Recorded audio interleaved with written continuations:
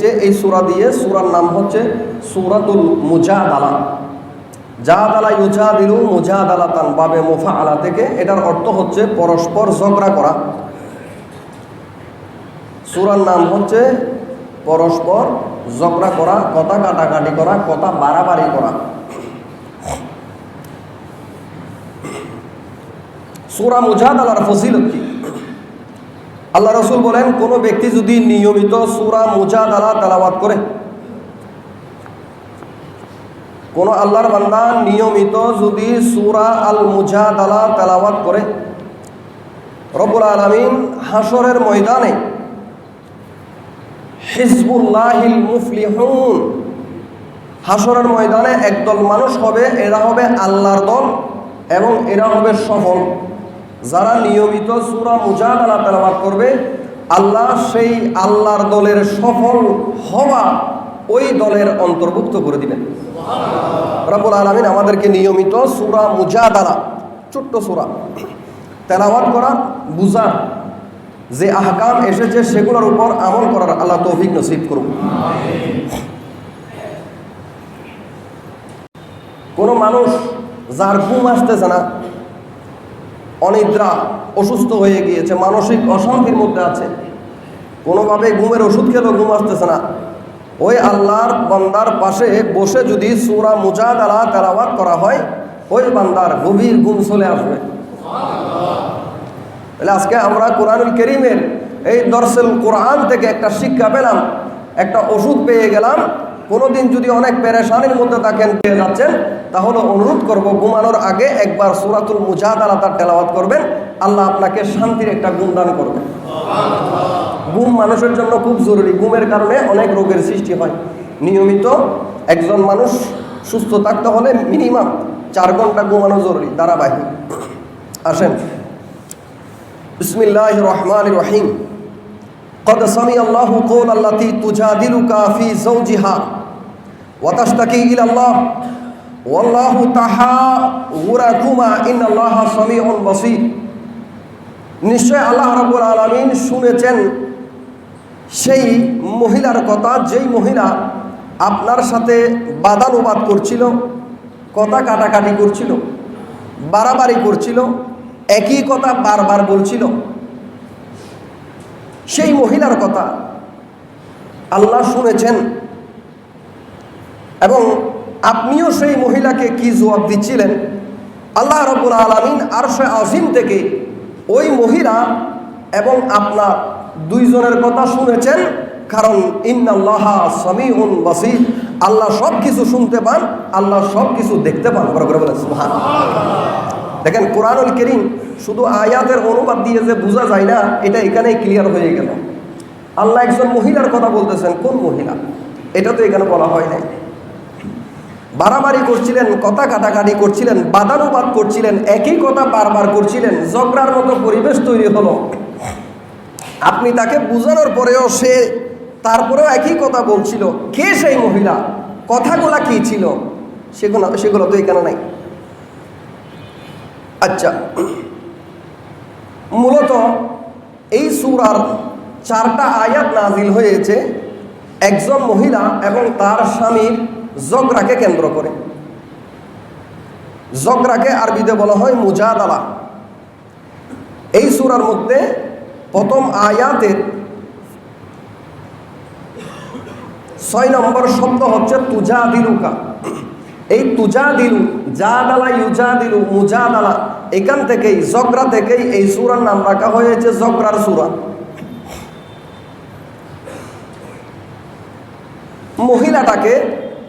মহিলাটা হলো প্রসিদ্ধ সাহাবী হযরতে উবাদা ইবনে সামিত রাদিয়াল্লাহু তাআলা আনহু ভাইয়ের বউ। ওনার ভাইয়ের নাম হচ্ছে আউস ইবনে সামিত, ভাইয়ের বউয়ের নাম হচ্ছে খাওলা বিনতে সালাবা। যেই মহিলা এবং তার স্বামীর ঝগড়ার বিষয়কে কেন্দ্র করে কোরআনুল কারীমের সূরাতুল মুজাদালার প্রথম 4টা আয়াত নাজিল হয়েছে, সেই সাহাবীর নাম হচ্ছে আউস ইবনে সামিত। আর ওনার স্ত্রীর নাম হচ্ছে খওলা বিনতে সালাবা। সালাবার মেয়ে খওলা, সামেতের ছেলে উবাদা, ঔস। এই ঔস ইবনে সামেত হচ্ছে প্রসিদ্ধ একজন সাহাবী। উবাদা ইবনে সামেতের আপন ভাই। মদিনার মানুষ, মদিনা শরীফের ঘটনা হলো ঔস ইবনে সামেত বয়স হয়েছে, বয়সের কারণে মেজাজটা একটু খিটখিটে হয়ে গেছে। বউয়ের সাথে কথায় কথায় ঝগড়া হয়ে যায়। এইভাবে একদিন ওনার স্ত্রী খওলা বিনতে সালাবার সাথে একটা বিষয় নিয়ে ঝগড়া হয়ে গেল। ঝগড়ার এক পর্যায়ে তিনি তার বউকে বলে ফেললেন, আনতে আলাইয়া কাজহারে উম্মি, তুমি আমার কাছে আমার মায়ের ফিটের মতো। অর্থাৎ আমার মায়ের ফিট যেরকম আমার জন্য হারাম, তুমিও আমার জন্য হারাম। জাহিলি যুগের মধ্যে কোনো শব্দ যেটা দিয়ে মায়ের সাথে তুলনা দেওয়া হয়, অথবা যাদেরকে বিয়ে করা হারাম তাদের সাথে তুলনা দিলে তালাক হয়ে যেত। এটা তালাকের চেয়ে তো আরো জঘন্য ছিল জাহিলি যুগে। অর্থাৎ বউকে মা বলা যাবে না।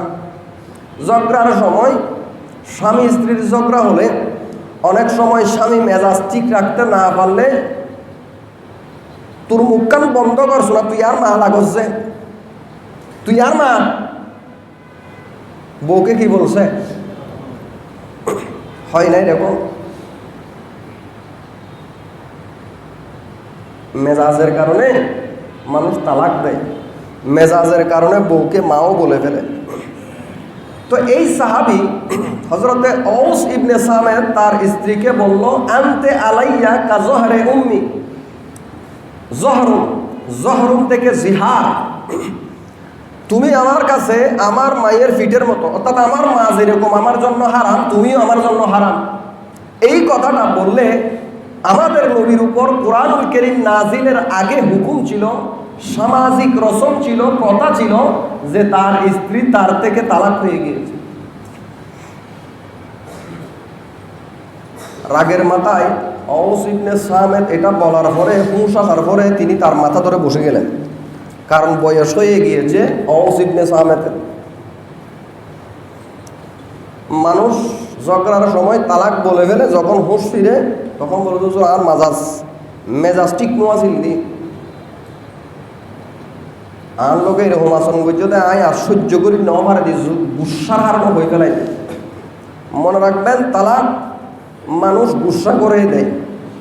কেউ বউয়ের উপর খুশি হয়ে আজ পর্যন্ত কেউ তালাক দেয় নাই। তালাক শব্দটা সালাসাতুন জিদ্দুহুন্না জিদ্দুন ওয়া হিজলুহুন্না হিজলুন।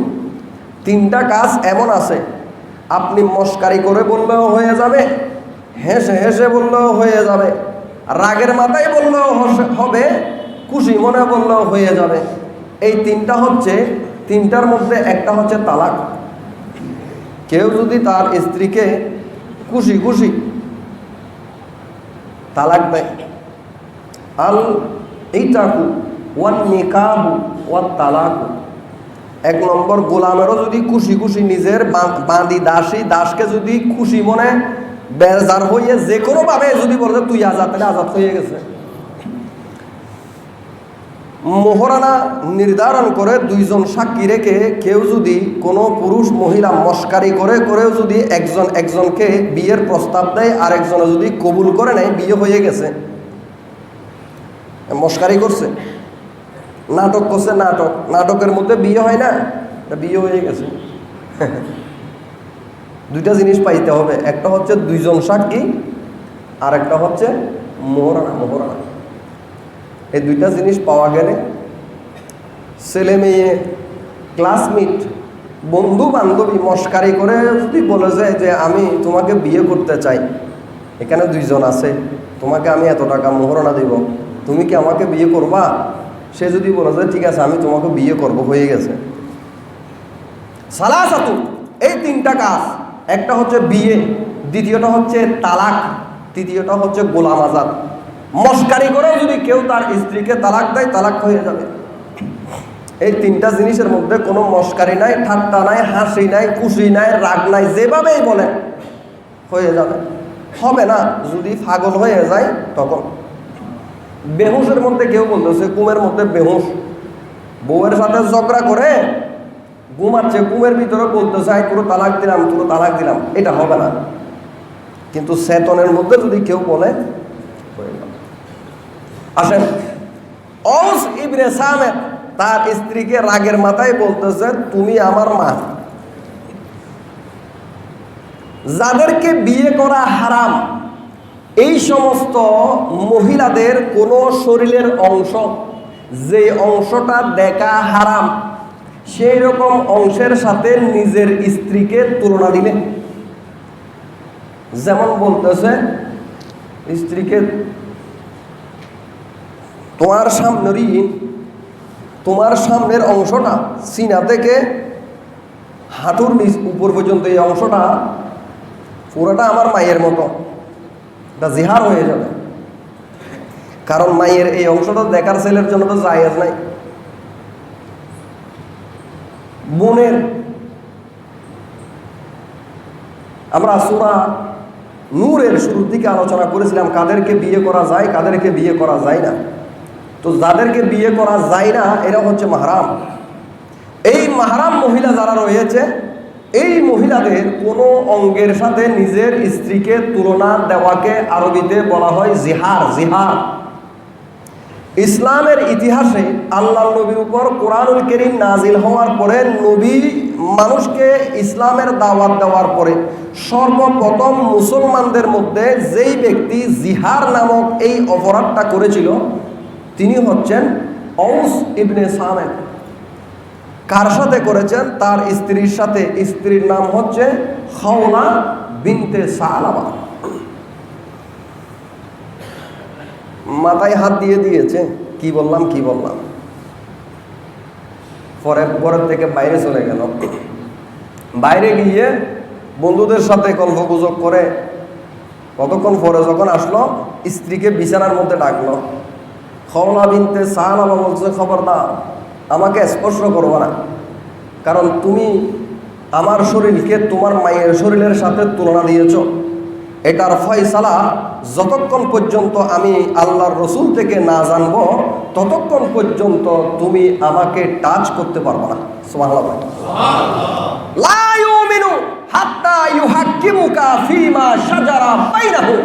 আল্লাহ বলেন একজন ঈমানদার তার দুনিয়াবি যে কোনো বিষয়ে যতক্ষণ পর্যন্ত আল্লাহ এবং তার রসুলের ফয়সালা না মানবে তার ঈমান পরিপূর্ণ হবে। খাওলা বিনতে সালাবা বলতেছে আপনি জিহার করেছেন, এটার ফয়সালা আল্লাহ রসুলের কাছ থেকে আমি জানবো, তারপর আপনি আমার কাছে আসতে পারবেন। হযরত খাওলা বিনতে সালাবা আল্লাহ রসুলের কাছে আসলো। আম্মা জান আয়েশা সিদ্দিকা রাদিয়াল্লাহু তাআলা আনহা থেকে হাদিস রসুল বর্ণিত, সহিহ বুখারী কিতাবুত তাওহীদ। আম্মা জান আয়েশা বলেন আমি রসুলের মাথা মোবারককে ধুইয়ে দিচ্ছিলাম পানি দিয়ে, ডান পাশ ধুচ্ছিলাম, তখন খাওলা বিনতে সালাবা এসে আল্লাহ রসুলের সাথে ফিস ফিস ফিস ফিস করে কি জানি বলতেছে। কিছু কথা শুনতেছি, কিছু শুনতেছি না, কিছু বুঝতেছি, কিছু বুঝতেছি না। ফাবাদু নাফহাম ওয়াবাদু লা নাফহাম, কিছু বুঝতেছি, কিছু বুঝতেছি না। ফাবাদু নাসমা ওয়াবাদু মা আসমা, কিছু শুনতেছি, কিছু শুনতে পাচ্ছি না।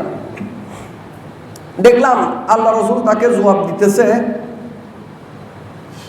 যে আমার যা অনুমান তোমার স্বামী তোমার উপর হারাম হয়ে গিয়েছে। আল্লাহ রসুল বলতেছে যা আমার অনুমান এই বিষয়ে এখনো আল্লাহ আমাকে কোনো ওহী নাজিল করে নাই। কোন বিষয়ে? যে জাহিলি যুগের মধ্যে একটা নিয়ম চলে আসতেছে, কেউ যদি তার স্ত্রীকে মা বলে ফেলে তাহলে তার স্ত্রী তালাক, অথবা মায়ের শরীরের কোনো অঙ্গের সাথে, অথবা যাদেরকে বিয়ে করা হারাম এইরকম কোনো মহিলার কোনো শরীরের অংশ যেটা দেখা হারাম সেই অঙ্গের সাথে তুলনা দিলে সেই মহিলা তার জন্য, সেই স্ত্রী তার জন্য হারাম হয়ে যায়। এই বিষয়ে এখনো আল্লাহর পক্ষ থেকে আমার কাছে কোনো ওহী আসে নাই, তবে আমার যা বুঝা আসতেছে তোমার স্বামী তোমার জন্য হারাম হয়ে গিয়েছে। মহিলা ফতোয়া জিজ্ঞাসা করতেছে, আল্লাহ রসুল ফতোয়া দিলেন। মহিলা আবার বলছে, ইয়া রাসূলুল্লাহ, আমি বুড়া হয়ে গেলাম, আমার যৌবন শেষ হয়ে গিয়েছে। এই অওস ইবনে সামেতকে আমি আমার যৌবন দিয়ে ফেলেছি, এখন আমার বয়স 60 বছর, আমার বাচ্চা আছে, এই মুহূর্তে যদি তালাক হয়ে যায় আমি কোথায় যাব? তিনিও বুড়া মানুষ, ওনাকে আর কে বিয়ে করবে? না আমি স্বামী পাবো, না উনি বউ পাবে। ইয়া রাসূলুল্লাহ, আমার বাচ্চাদের কি হবে? আপনি একটু কিছু করেন না ইয়া রাসূলুল্লাহ। তিনি আল্লাহ রসুল বললেন, খওলা, এই বিষয়ে তো আমার কাছে কোনো ওহী আসে নাই, তবে আমার ধারণা যে তোমার স্বামী তোমার জন্য আর হালাল নেই, হারাম হয়ে গিয়েছে। মহিলা বললেন, আল্লাহুম্মা ইন্নী আশকু ইলাইকা ফি শিদ্দাতি ওয়াহদাতি। ও আল্লাহ, আমার স্বামী জিহার করে আমাকে পৃথক করে দিয়েছে, আমি আমার স্বামী ছাড়া কিভাবে জীবনটা কাটাবো? আমার একাকিত্বের অভিযোগ আল্লাহ তোমার কাছে দিলাম। ওয়ামা ইয়াশুক্কু আলাইয়া মিন ফিরাকিহা। আল্লাহ, আমার স্বামীর বিচ্ছেদ আমি কিভাবে মেনে নেব? আমার স্বামী ছাড়া তো আমি থাকতে পারবো না। কেমন মহিলা দেখেন, অপরাধ কে করছে? স্বামী করছে। বলেন কে করছে? স্বামী। কেমন মহিলা, মহিলাদের কেমন হওয়া দরকার? ভুল করেছে স্বামী, মেজাজ দেখিয়েছে স্বামী, খারাপ শব্দ বের হয়েছে স্বামী থেকে, কিন্তু একজন সতী স্বামী নারী, যিনি রসুলের পাকের সুন্নাত মাফিক চলেন, যিনি আল্লাহ রসুলের আদর্শ অনুযায়ী চলেন, সেই মহিলা বলতেছে, আল্লাহুম্মা ইন্নী আশকু ইলাইকা। আয় আল্লাহ, আমার অভিযোগ, আমার যত ব্যথা বেদনা আমি তোমার রসুলের দরবারে এসে তোমাকেই জানাচ্ছি। ফি শিদ্দাতি ওয়াহদাতি, আমি তো একা হয়ে গেলাম। ওমা ইয়াশুক্কু আলাইয়া মিন ফিরাকিহি, আমার স্বামীর বিচ্ছেদ আমি কিভাবে মেনে নেব? আমার এই বয়সটা, বাকি জীবনটা আমি কিভাবে কাটাবো? সেও বুড়া হয়ে গিয়েছে, আমিও বুড়া হয়ে গিয়েছি। এই কথাটা মহিলা আসমানের দিকে তাকিয়ে বারবার বলতে লাগলো। একটু বড় করে বলেন, ये दरबार रे मोहम्मद है, यहाँ अपनों का क्या कहना, यहाँ से हाथ खाली गैर भी जाया नहीं करते। আল্লাহ রসুলের দরবার এমন দরবার, রসুলের দরবার থেকে কোনো কাফেরও কোনোদিন খালি হাতে ফেরত আসে নাই। সেখানে আল্লাহর নবীর একজন মহিলা সাহাবী খওলা বিনতে সালাবা, উনি কি খালি ফেরত যাবে? এ দরবারে মুহাম্মদ। আল্লাহ রসুল চুপ করে নামাজ আয়েশা বলেন, তার কিছু কথা বুঝতেছি, কিছু বুঝতেছি না, তবে এটা দেখতেছি তিনি অনেক কান্নাকাটি করতেছেন, আসমানের দিকে চেয়ে চেয়ে বারবার বলতেছেন, আল্লাহুম্মা ইন্নী আশকু ইলাইকা। আল্লাহ, আমার অভিযোগ তোমার নবীর কাছে না, তোমার নবীকে তো আমার ঘটনা বলেছি ফতোয়া জানার জন্য, তবে দুঃখের কথা আমি তোমাকে বলতেছি, আল্লাহুম্মা ইন্নী আশকু ইলাইকা। মালিক, আমার দুঃখ তোমার কাছে বলছি। ফি শিদ্দাতি ওয়াহদাতি, যে তার ভুল শব্দ বলে আমাকে একা করে দিয়েছে, কিন্তু সে বললেও সে তো তালাকের উদ্দেশ্যে বলে নাই, মেজাজ ঠিক রাখতে না পেরে সে এই কথাটা বলেছে, ওমা ইয়াশুক্কু আলাইয়া মিন ফিরাকিহি। আল্লাহ, তার বিচ্ছেদ আমি কিভাবে মেনে নেব? আমি তো আমার স্বামীকে ছাড়া থাকতে পারবো না, আমার স্বামীও আমাকে ছাড়া থাকতে পারবে না। আল্লাহ, আমার জন্য কিছু একটা করেন।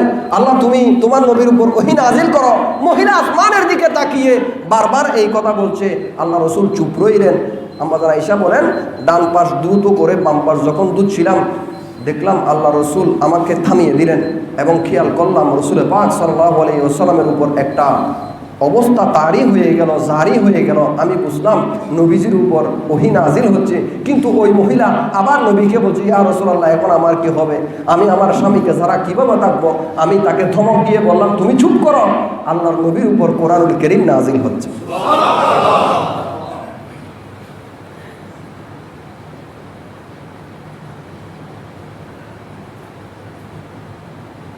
আসমানি আয়াত আরশ আজিম থেকে আল্লাহ রাসূলের উপর নাজিল হচ্ছে।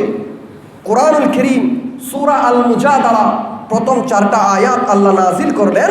আল্লাহ রাব্বুল আলামিন বললেন, কদ সামিয়াল্লাহ কওলাল্লাতী তুজাদিলুকা ফি যাওজিহা ওয়া তাশতাকি ইলাল্লাহ ওয়াল্লাহু ইয়াসমাউ তাহাওয়ারাকুমা ইন্নাল্লাহা সামিউন বাসীর। ইয়া রাসূলুল্লাহ, ও আমার হাবিব, আপনার পাশে আপনার স্ত্রী আয়েশা বসা। খওলা বিনতে সালাবা আওস ইবনে সামেতের স্ত্রী এসে আপনার কাছে কথা কাটাকাটি করেছে, বাদানুবাদ করেছে, অভিযোগ দিয়েছে, বাড়াবাড়ি করেছে, একই কথা বারবার বলেছে, স্বামী স্ত্রীর ঝগড়া নিয়ে আপনার কাছে ফয়সালা চেয়েছে। আয়েশা কিছু শুনেছে, কিছু শুনে নাই। ওয়াল্লাহু কদ সামি আল্লাহ, আমি আল্লাহ আরশে আজিম থেকে খওলা বিনতে সালাবা এবং আপনার দুইজনের মাঝখানে যা যা কথা বলা হয়েছে সবগুলো আমি শুনে ফেলেছি।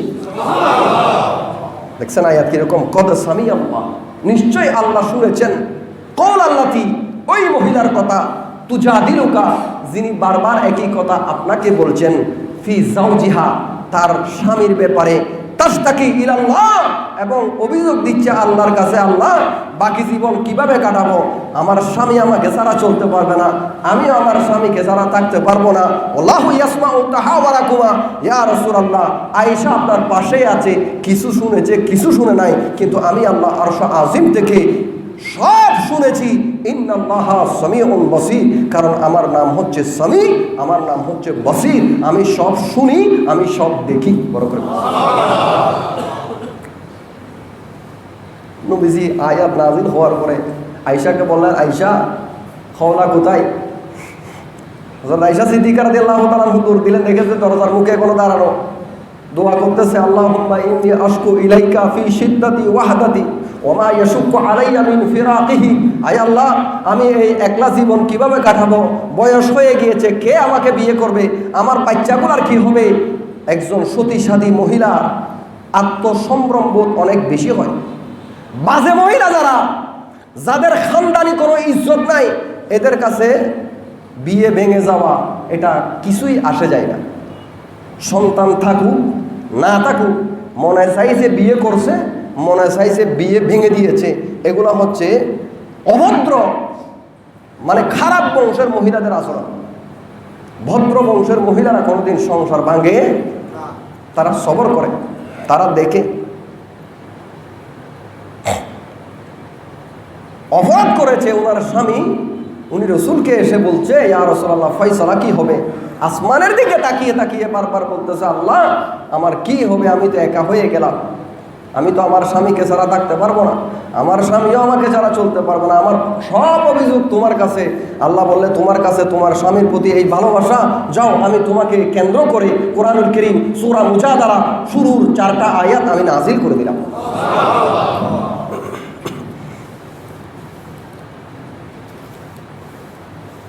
প্রথম কথা, প্রথম আহকাম আমাদের মনে রাখা দরকার, আমরা যে যেখানে থাকি না কেন, আমাদের সব কর্মকাণ্ড ইন্নাল্লাহা সামিউন বাসীর, সব দেখতেছেন, সব। অতএব যে যা করছি করার ব্যাপারে একটু হুঁশিয়ার হওয়া দরকার, যে যা বলছি বলার ব্যাপারে জিহ্বাটাকে একটু সামলানো দরকার, কারণ আমাদের কোনো কথা আল্লাহর কাছে অজানা নাই, আমাদের কোনো কর্মকাণ্ড আল্লাহর কাছে অজানা।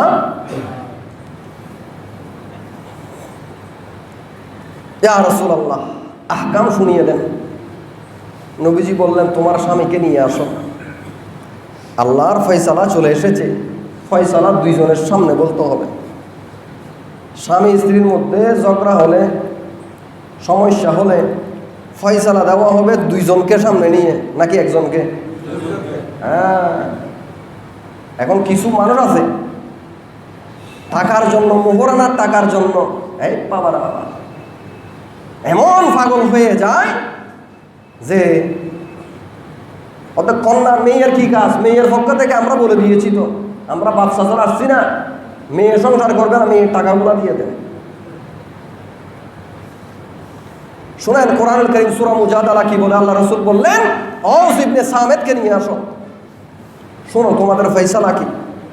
আল্লাযীনা ইউযাহিরুনা মিনকুম মিন নিসাইহিম, তোমাদের মধ্যে কেউ যদি জিহার করে ফেলে তার স্ত্রীর সাথে, জিহার জহরুন থেকে, জহরুন মানে হচ্ছে ফিট, অর্থাৎ বলছে যে তুমি আমার কাছে আমার মায়ের ফিটের মতো, মানে আমার মায়ের ফিট আমার জন্য যেরকম হারাম, তুমি আমার জন্য সেরকম হারাম।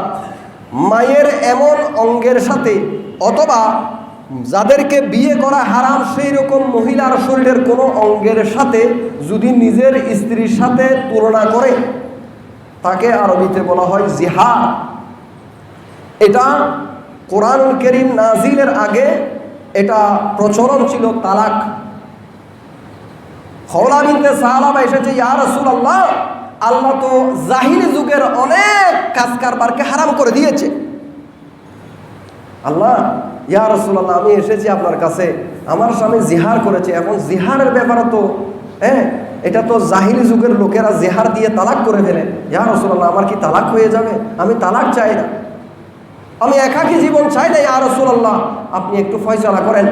আল্লাহ নবীর কাছে ওহী আসার পরে আওস ইবনে সামেদকে ডেকে ফয়সালা দিলেন, যারা তাদের স্ত্রীর সাথে জিহার করে স্ত্রীকে মা বলে ফেলে, আল্লাহ বলছেন মা হুন্না উম্মাহাতিহিম, মা বললে স্ত্রীকে রাগের মাথায় মা বললে, স্ত্রীকে খুশি হয়ে মা বললে সে তার মা হয়ে যায়।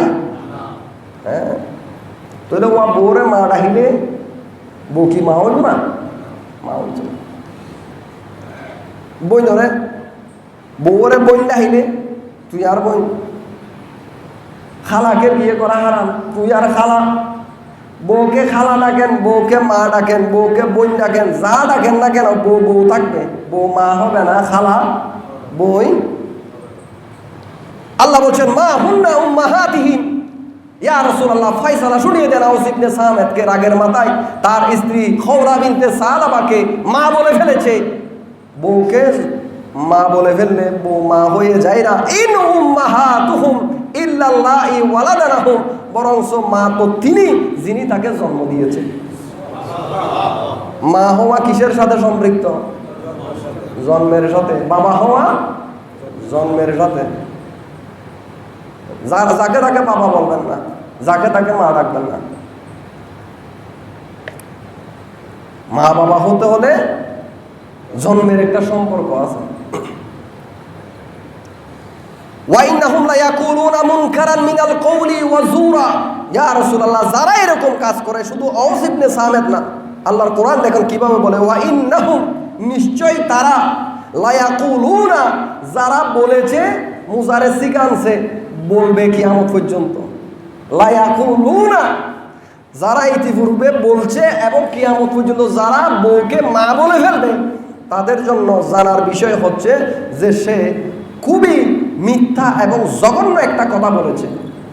এখন মিথ্যা জঘন্য কথা যেহেতু বলেছে, এটার তো একটা প্রায়শ্চিত্ত দিতে হবে।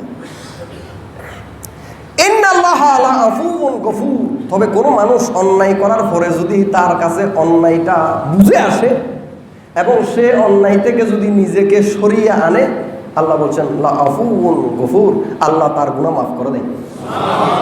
কিছু মানুষ আছে বেয়াদব, গোয়ার, নিজের টাকা পয়সা, ধন সম্পদ, পজিশন, অবস্থার কাছে এমন অন্ধ হয়ে যায়, তার ভুলটা 10 জন সামাজিক মানুষ দেখিয়ে দেওয়ার পরেও গাদ্দারির কারণে, নিজের অবস্থার কারণে, নিজের সামাজিক পজিশনের কারণে, টাকা পয়সার কারণে সে সেখান থেকে লড়ে না, মানে আমি এই শুদ্ধ, অথচ সে শুদ্ধর মধ্যে নাই। এবং এই জিনিসটা পরিষ্কার 8-10 জন সামাজিক মানুষ তাকে বুঝাই দিয়েছে, কিন্তু তারপরেও সে মানতে রাজি না। এরকম কিছু মানুষ আছে, আল্লাহ তাদের কথা বলে নাই। আল্লাহ বলছে ওই সমস্ত ব্যক্তিদের কথা যারা অপরাধ করে, অপরাধ করার পরে বুঝে আসছে যে আমি আসলে অপরাধ করে ফেলেছি, এটা থেকে আমাকে ফিরে আসতে হবে। আল্লাহ বলছেন ইন্নাল্লাহা লাআফুউন গফুর, ওই বান্দাদেরকে আল্লাহ মাফ করে দেয়। যেভাবে আওস ইবনে সামেদ জিহারের শব্দ বলার পরে অনুশোচনা আসছে, হায় হায় আমি কি করলাম, মাথায় হাত দিয়ে বসে গিয়েছে। স্ত্রীকে বললো তুমি কি করবে, একটু তুমি রাসূলের কাছে যাও, আমি এই চেহারা নিয়ে কিভাবে যাব, অনুশোচনা আসছে। ওয়াল্লাযীনা ইউযাহিরুনা মিন নিসাইহিম সুম্মা ইয়াউদুনা লিমা ক্বালু ফাতাহরিরু রাকাবাতিন মিন ক্বাবলি আইয়াতামাসসা।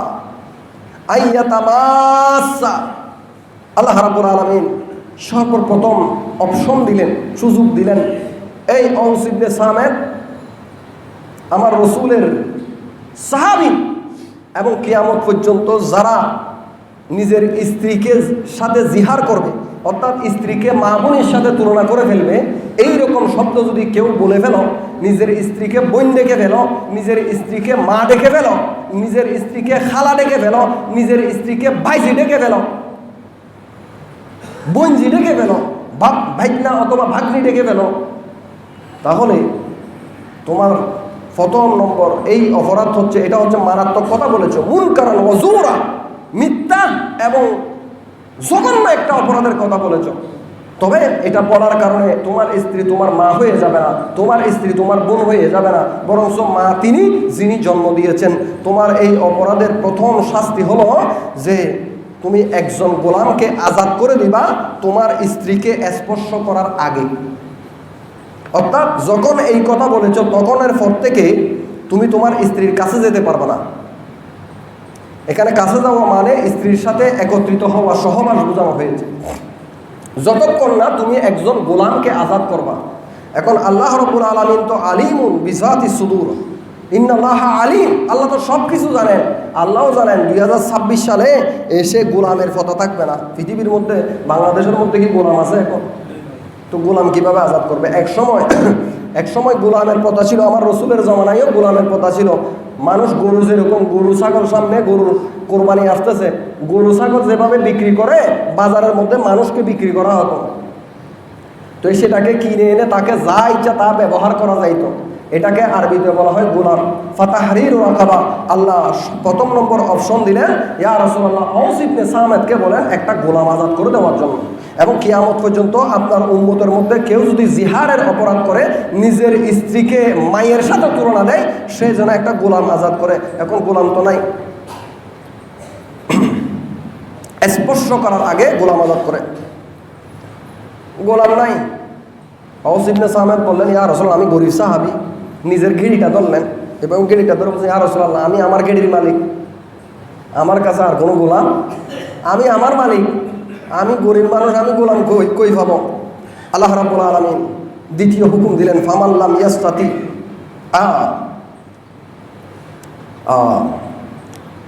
যালিকুম তুআযুনা বিহি ওয়াল্লাহু বিমা তা'মালুনা খাবীর। আল্লাহ বলছেন তোমাদেরকে উপদেশ দেওয়া হচ্ছে, এই অপরাধের শাস্তি হচ্ছে গোলাম আজাদ করা। এবং গোলাম আজাদ করছো নাকি করছো না এটা আমি আল্লাহ জানি। সে বলছে হুজুর আমার কাছে তো গোলাম নাই। দ্বিতীয় হুকুম ফামান লাম ইয়াজিদ ফাসিয়ামু শাহরাইনি মুতাতাবিআইনি মিন ক্বাবলি আন ইয়াতামাসসা। দ্বিতীয় হুকুম যে 2 মাস লাগাতার রোজা রাখতে হবে, তারপর স্ত্রীর কাছে যাওয়া যাবে, স্ত্রীর সাথে ঘুমানো যাবে, এর আগে স্ত্রীকে টাচ করার অনুমতি নেই। এখন সে বলছে ইয়া রাসূলুল্লাহ দেখেন আমার শরীরের অবস্থা, আমার ডায়াবেটিসের রোগ আছে, দিনে 3 বেলা খাইতে হয়, চোখের জ্যোতি কমে এসেছে, এখন খাওয়া একটু কম খাইলে চোখেও কিছু দেখি না। আওস ইবনে সামাদ বলতেছে ইয়া রাসূলুল্লাহ আমার তো এই সামর্থ্য নাই যে আমি শরীরে আমাকে 2 মাস লাগাতার রোজা রাখার শক্তি আমার নাই ইয়া রাসূলুল্লাহ, আমি কি করব? দেখেন আমার রসুলের দরবারের মধ্যে যখন আসে কেউ খালি ফেরত যায় না, আল্লাহ হুকুম সহজ করে দিচ্ছেন। প্রথমে বলেছেন গোলাম আজাদ করতে, বলেছে গোলাম আমার কাছে না, আমি আমার মালিক, গোলাম কই থেকে পাবো? বলতেছে 2 মাস রোজা রাখো। বলেছে ইয়া রাসূলুল্লাহ শরীরের মধ্যে এই শক্তি নাই, 1 সপ্তাহ রাখতে পারি না, 2 মাস কোত্থেকে রাখবো? দিনে 3 বেলা খাইতে হয়, নয় যে আমি আমার চোখে অন্ধকার দেখি। আল্লাহ রাব্বুল আলামিন বললেন ফামান লাম ইয়াস্তাতি ফাইতআমু 60 মিসকিনান, যদি এটাও না পারো তাহলে 60 জন মিসকিনকে খাবার দাও। কয়জন? অপশন 3টা আসলো। সে বলছে ইয়া রাসূলুল্লাহ আমি তো আপনার দয়ার মুহতাজ, গনিমতের মাল আসলে আপনি কিছু পাঠান, সেগুলা দিয়ে আমার সংসার চলে, আমি কোত্থেকে 60 জন মিসকিনকে খাওয়াবো? নিজে খাইতে পারি না। সুবহানাল্লাহ বলেন। হুজুর আমি কোত্থেকে খাবো? আমি নিজে খাবার নাই, 60 জন মিসকিনকে কোত্থেকে খাওয়াবো? আল্লাহ রসুল বললেন তুমি বসো। রসুলের কাছে কিছু সৎকার খেজুর আসলো। আল্লাহ নবীজি বললেন এক কাজ করো, এই খেজুরগুলা তুমি বিলি করে চলে আসো, গরিব দেখে দেখে মিসকিনদেরকে দিয়ে চলে আসো, তাহলে তোমার কাফারা হয়ে যাবে। তিনি মাথার মধ্যে খেজুরের টুকরিটা নিয়ে ঘুরলেন, মদিনার অলি গলিতে ঘুরে 2-3 ঘন্টা পরে ফিরে আসলেন। বলেন ইয়া রাসূলুল্লাহ চলে আসছি, খেজুর দিয়েছো, কাফারা আদায় করেছো? বলে যে না। কেন? বলে ইয়া রাসূলুল্লাহ মদিনার অলিতে গলিতে ঘুরলাম, আমার চাইতে বেশি গরিব আর কাউকে খুঁজে পাইলাম না। একটা সুবহানাল্লাহ বলবেন না? আমার রসুল তাবাসসুম ফাতাবাসসামা রাসূলুল্লাহ, আল্লাহ রসুল মুস্কি হেসে বলেন ফাকুলু ওয়া আতিমু আহলিকুম। ও আউস ইবনে সামেদ, ঠিক আছে, এই সৎকার খেজুর তোমার কাফারার সৎকার খেজুর তুমি খাও, তোমার পরিবার তোমার ছেলে মেয়েকে খাও। তুমি যখন মূলত তোমার এবং তোমার স্ত্রীর মাধ্যমে কিয়ামত পর্যন্ত কেউ যদি জিহার করে ফেলে তারা তো আমি রসুলকে পাবে না। আমরা এখন আমার রসুলকে দেখতে চাইলেও দেখার সুযোগ নাই। ইমাম মালিক রহমতুল্লাহি আলাইহি বলেন, কেউ যদি মদিনা শরীফে যায়, আল্লাহ রসুলের রওজায়ে কারীমকে যদি মুবারাকাকে যদি দেখে ফেলে, সে যেন বলে যে আমি রসুলকে দেখে এসেছি। সে দেখেছে গম্বুজে হাজারা, সে বাবু সালাম দিয়ে ঢুকে আল্লাহ রসুলের রওজার সামনে একটা জালি দেখেছে। ইমাম মালিক বলে, কেউ যদি মদিনা শরীফ জিয়ারত করে রওজায়ে রসুল যদি কেউ দেখে, সে যেন এই কথা না বলে যে আমি রসুলকে দেখি নাই, বরঞ্চ তার উচিত এই কথা বলা যে আমি আল্লাহ রসুলকে দেখে এসেছি। কারণ আমার রসুল হাদিসে রসুলের মধ্যে বলেছেন, মান জারানি বাদা ওয়াফাতি ফাকান্নামি জারানি ফি হায়াতি। কেউ যদি আমি রসুলের দুনিয়া থেকে চলে যাওয়ার পরে মদিনায় এসে আমার জিয়ারত করে যায়, সে যেন আমাকে জিন্দা অবস্থায় দেখে গেল। এখন আমরা তো সেই সুযোগ পাবো না, আমাদের মধ্যে সেই অ্যাবিলিটিও নাই, ওহী নাজিলও বন্ধ হয়ে গিয়েছে, কোরআনের আর কোনো আয়াত আসবে। এখন আমাদের কি হবে? আউস ইবনে সামেদ তো ফাইসালা পেয়ে গেলেন, তিনি তো বেঁচে গেলেন। এখন আমাদের জন্য 3টা ফাইসালা। 1 নম্বর, আমরা এই অপরাধ করলে গোলাম আজাদ করতে হবে, যদি না পারি, গোলাম যদি নাই, এখন তো নাই, তাহলে আমাদের দ্বিতীয় আহকাম হচ্ছে 2 মাস লাগাতার রোজা রাখতে হবে। ভাঙা যাবে না, ভাঙলে আবার প্রথম থেকে শুরু। 3 নম্বর, যদি রোজাও রাখতে না পারে তাহলে 60 জন মিসকিনকে খাবার দিতে হবে। কয়জন মিসকিনকে? একজন মিসকিনকে 60 দিনের 60 বার দিতে পারবে, কিন্তু একই মিসকিনকে একই দিনে 60 দিনের খাবার দিয়ে দিলে হবে না। 60 জন মিসকিনকে 60 দিনের খাবার দিয়ে, অথবা একজন মিসকিনকে 60 দিনের খাবার দিবে, কিন্তু একজন মিসকিনকে একই দিনে 60 দিনের খাবার দিয়ে দিলে কাফারা আদায় হবে। কঠিন মাসলা। আচ্ছা, যালিকা লিতুমিনু বিল্লাহি ওয়া রাসূলিহি, এই আহকাম ঈমানদারদের জন্য যারা আল্লাহ এবং তার রাসূলকে বিশ্বাস করে। ওয়া তিলকা হুদুদুল্লাহ, এটাই হচ্ছে আল্লাহর সীমা। একটা সীমা এঁকে দিলেন। কিসের সীমা? কেউ যদি বউকে মা ডেকে ফেলে, মা ডাকার পরে যে অপরাধটা হয়, এই অপরাধের অনুশোচনা কাফারা কিভাবে দিবে, এটার একটা সীমা এঁকে দিল। এখন এই 3টা কাজের মধ্যে থাকতে হবে, এর বাইরে যাওয়া যাবে। ওয়া মান ইয়াতাআদ্দা হুদুদাল্লাহ ফাউলাইকা হুমুজ জালিমুন, আল্লাহর এই হুদুদ, এই সীমানাকে বাইর করা যাবে না। আপনি অপরাধও করবেন, কাফারা আদায় করবেন। ওয়ালিল কাফিরিনা আযাবুন আলীম, আজকে থেকে আমি কাফেরদের সেই রসম মনসুখ করে দিলাম। কেউ বউকে মা বললে বউ মা হয়ে যাবে না, মা হওয়ার কারণে বউ তালাকও হবে না। তবে হ্যাঁ, সে যে অপরাধ করেছে সেটার জন্য তার শাস্তি 3টা। হয় সে গোলাম আজাদ করবে, নয়তো লাগাতার 2 মাস রোজা রাখবে, নয়তো 60 জন মিসকিনকে খাবার দিবে। তো সুবহানাল্লাহ বলে। আজকে আমরা খওলা বিনতে সাহাবা ঘটনার উপর যে 4টা আয়াত নাজিল হয়েছে সূরা আল মুজাদালা, শুধু 4টা আয়াতের উপর আলোচনা করলাম। আগামী জুমা থেকে 5 নম্বর আয়াত থেকে শুরু হবে। প্রত্যেক জুমাতে এভাবে ধারাবাহিক আলোচনা হবে। যেদিন যে সূরা সমাপ্ত হয় সেই দিন আপনাদের পক্ষ থেকে আমি আশা করব আমাদের শিবলু সাদেক ভাইয়ের মতো আপনারাও কয়েকজন ভাই এগিয়ে আসবেন, একজনের জন্য যেন বোঝা না হয়। 2 কেজি খেজুর 3 কেজি খেজুর নিয়ে আসবেন। যেদিন সূরা সমাপ্ত হবে সেই জুমার আগের জুমাতে আমরা বলবো যে আগামী জুমায় অমুক সূরাটা সমাপ্ত হবে। আমরা সমাপ্তর দিন যিনি মুসল্লিদের একটু খেজুরের ব্যবস্থা করবো, আমরা তার জন্য দোয়া করবো, তার রিজিকের জন্য, এবং এটা একটা ফাতিহা শরীফ হয়ে যাবে। আমরা একটু মিষ্টি মুখ করবো। এতটুকুন বলে আজকে এখানে